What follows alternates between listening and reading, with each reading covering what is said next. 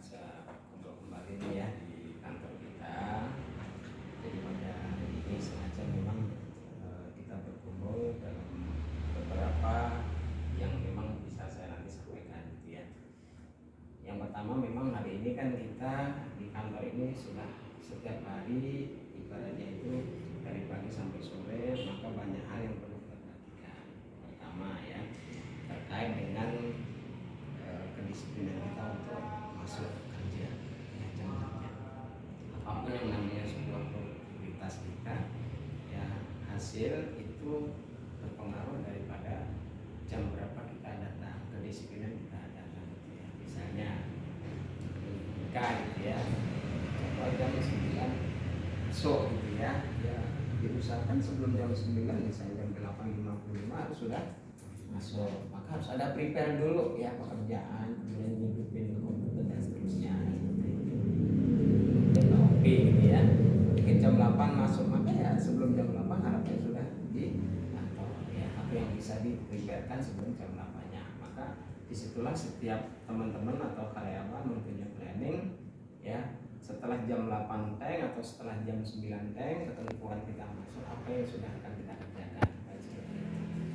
Nah selain itu ya tentang kerapian merupakan satu budaya kita ya, perilaku kita supaya tetap menjaga kerapian kantor kita ya, tempat duduk kita dan sekitarnya ya. Misalnya saja di situ ada makanan atau minum, maka tetap kita rapikan ya. Boleh saja kita makan tetapi ya cepat-cepat kita rapikan. Kenapa? Kalau misalnya ada ya tamu datang dan kondisinya belum rapi, maka pertama yang akan dilihat adalah luarnya dulu.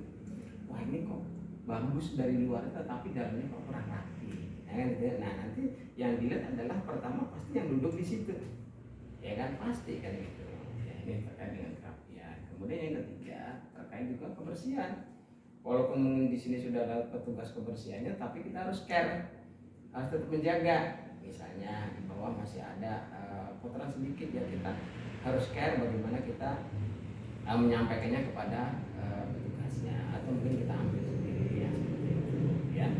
Kemudian kalau misalnya ya di depan ya ada taman ataupun ada bunga dan ternyata kok bunganya lain pun juga kita harus care. Toh mungkin hanya membutuhkan waktu sekitar 2 sampai 5 menit, tidak mengganggu pekerjaan kita gitu ya. Kemudian yang terakhir adalah bagaimana hari ini kita kerja ini mempunyai satu hubungan komunikasi yang kontinu ya, tidak terputus atau tidak parsial-parsial. Artinya antar bagian ini harus punya satu komunikasi yang bagus ya, punya satu transparansi komunikasi sehingga timbul satu kebersamaan dalam membangun satu organisasi ini ya. Kita paham ya, utama kita adalah melayani tamu atau melayani ya. Itu mungkin ada yang mau ditanyakan, Mbak Pika, Mbak Opik, Mbak Kiki, Mbak Yuyun? Kalau untuk kedisiplinan waktu mungkin ya Pak. Yeah. Di sini itu kan kadang ada ini hubungannya dengan yang perilaku organisasi tadi. Di sini kan ada kayak fleksibilitasnya kan. Kalau misalkan orang lapangan kan kadang-kadang kita misalkan mulai jam kerja itu jam 8, tapi kalau yang tugasnya di lapangan mungkin jam 8 masih di lapangan, pas sampai kantor itu jam 10. Kadang itu juga yang bikin orang salah paham, loh kok jam 10 baru datang, padahal mungkin itu baru dari luar. Oh iya.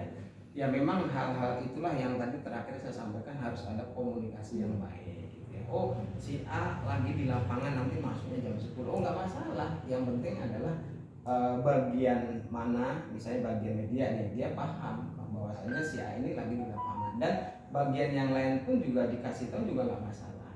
Kenapa? Karena memang terkadang kalau nggak dikasih tahu terjadi misunderstanding. Wah dia baru datang apa lagi itu. Tetapi yang kita jaga adalah dianya nggak di lapangan tetapi dia telat, nah gitu ya. Kadang kan merembet ya ke kita, tetapi tetap kita, prinsip kita adalah yang akan kita disiplinkan kita diri sendiri lah. Kalau kita melihat yang jelek jangan sampai ke bawah kita.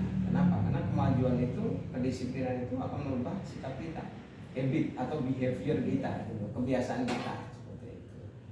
Saya ingat dulu waktu saya ngajar ya, di orang Chinese itu, saya telat 10 menit saja itu ditegur, telat 10 menit ditegur gitu. Bahkan kalau saya sampai setengah jam di situ lebih awal pun juga belum boleh ngajar, suruh nunggu dulu. Misalnya saya ngajar jam 3 sore, saya jam 3 belum nyampe, udah dibel-bel gitu. Bapak posisi di mana gitu. Kok telat, anak saya nanti habis ini mau acara lagi, udah nggak bisa bapak lagi. Terus pada saat saya datang lebih awal setengah jam, silakan duduk Pak di ruangan dulu gitu ya. Kenapa belum boleh? Kenapa? Karena anak itu sudah dimindsetkan jam 3 harus sudah masuk. Pada saatnya dimajuin, nanti dia mengganggu makan dia, istirahat dia, gitu. Seperti itu. Jadi memang sudah ditata lah mereka. Oke. Maka kita pun juga seperti itu. Seperti itu, Pak Adam. Cukup ya? Alhamdulillah cukup ya. Itu saja mungkin ngobrolan kita pagi ini. Nanti kita lanjutkan untuk next time di waktu-waktu yang akan datang. Terima kasih. Walhamdulillah. Terima kasih Pak.